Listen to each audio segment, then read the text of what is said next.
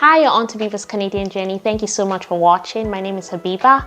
If this is your first time of watching, please don't forget to subscribe. It's very easy to do so. Just hit the subscribe button and don't forget to press the bell icon.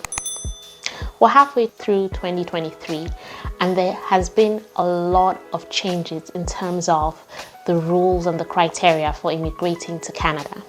Some of these changes favor a lot of people.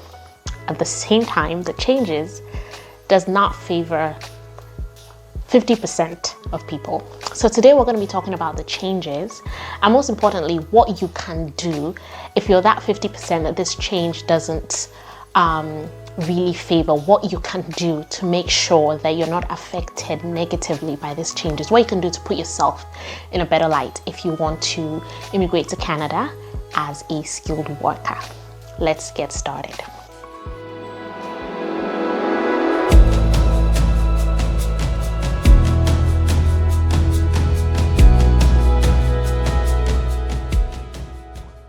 So it's July 2023, 6 more months for the year, loads of things happening in terms of, immigrating to Canada. Loads of changes. Some people say these changes are interesting, other people say unpredictable. In my opinion, it's been so all over the place. But what I know is that it's not as it used to be, okay? And what I mean by that was, in the past, okay, if you want to come to Canada, the truth is there's several ways you can come to Canada. You can come as a student, you can come as a skilled worker. A lot of us, we came as skilled workers, okay, whether via the federal stream or via the provincial stream, okay? Now, the federal stream is the most popular. A lot of people in Canada came via the federal stream. If you are successful in the federal stream, you can come to Canada as a skilled worker, as a permanent resident. Let's do a quick, refresher, just 1 or 2 minutes for those people that are just joining for the first time and are new to everything Canada. Okay, so if you're coming as a skilled worker, you're thinking of coming as a skilled worker, there is a criteria. You need to meet the criteria in order to be successful, okay? And this criteria is point-based. So you get points for your age, your years of work experience, educational qualifications. Please refer to my previous videos because I've spoken a lot about this. Okay, now the people that are successful that get invitation to apply are people that have high scores. So like I said, it's points-based. So that used to be the norm. So a lot of us, we came via the stream, getting, the cutoff points or getting decent points. Okay, now this is changing. What Canada is doing now is instead of just opening up the federal streams saying anybody with any profession, so you could be a doctor, a teacher, whatever skilled worker or skilled trade, as long as you meet the points, you can come in. That is changing. Immigration Canada right now is focusing on some specific professions, some specific occupations that are in demand in Canada. Those occupations that there's a short supply of workers in Canada. And honestly, it makes sense. Okay, so for instance, a week or two ago, there was a federal draw for healthcare workers. So if you're in the express entry pool, not everybody got that draw, regardless of your score. This draw was for healthcare professionals. The immigration minister said either this week or next week, there's going to be another draw for healthcare professionals at the federal level. Okay. 2 weeks ago, there was a draw for people and professionals with certain skill sets. People in the healthcare industry, people in the STEM industry, so science, technology, engineering, people in skilled trades, like carpenters and plumbers, transportation workers. Okay, so if you have a skill set in any of this, you have the educational qualification and the work experience, I urge you to create an express entry profile. That's of course if you meet the other criteria, if you've written any of the language exams, okay, because that's the way Canada is going now. So the big question now is, what happens to other skilled workers? Okay, so for instance, if you're a teacher, you're a secondary school teacher, you're a lawyer, you're a university professor, Or like me, you're in the comms and PR world, okay? You're an artist, you're a musician. What happens?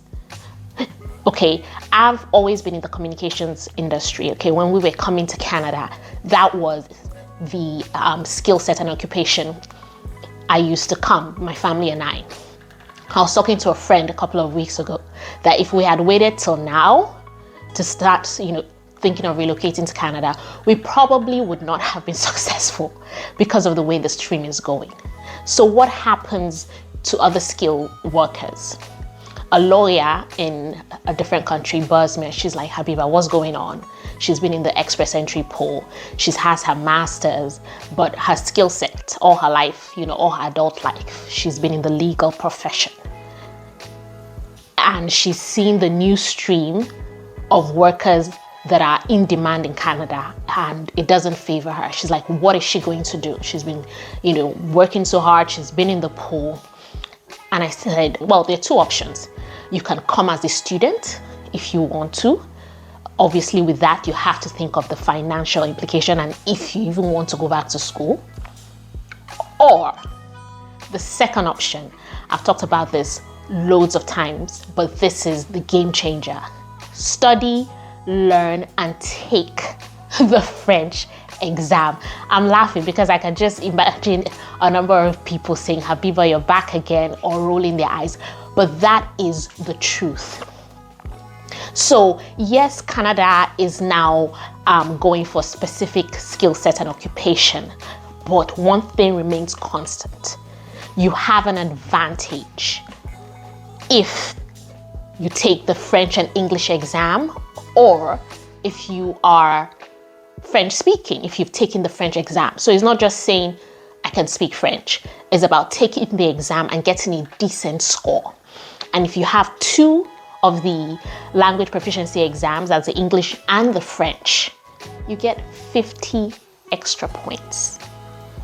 Okay, and not just that, having the French exam it gives you an added advantage because you'll be better off at the Federal Express stream.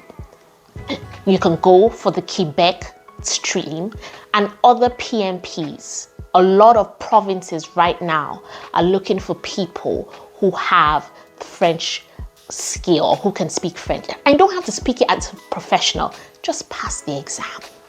So that is what I told her, and that is what I'm going to tell you today, because the way Immigration Canada is moving, French, I've said it before, is the game changer.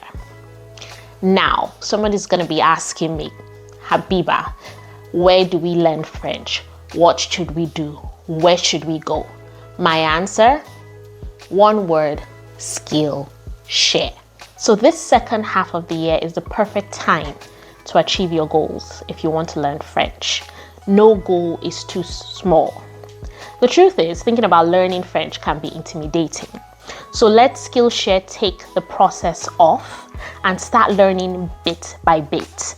The Skillshare teachers will take you step by step.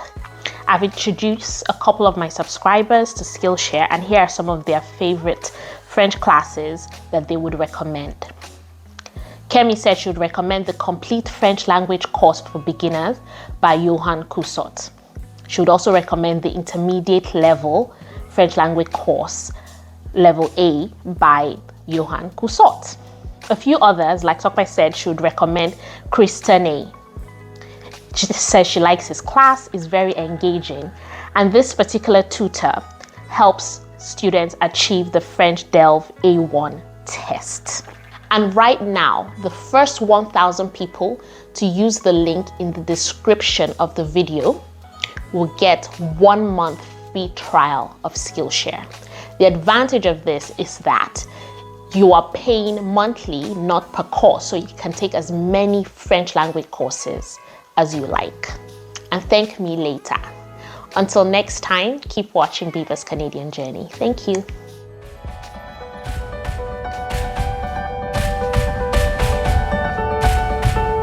Hi, my name is Habiba, and